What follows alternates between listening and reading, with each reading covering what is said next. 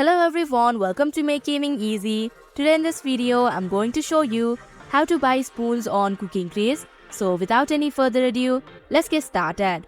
First of all, click on the cart icon in the right hand side of your screen. Here tap on spoons option.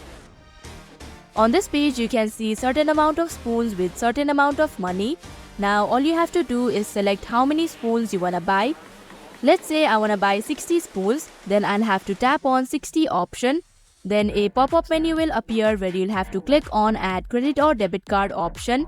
Then all you have to do is enter your card details and enter the amount of money you'll have to pay.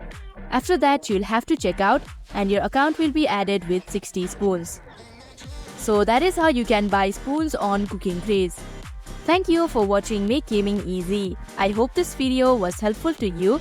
If it was, hit the like button and comment down if you have any questions or feedback. Also, if you are new to our channel, subscribe and hit the bell icon so that you don't miss our upcoming videos.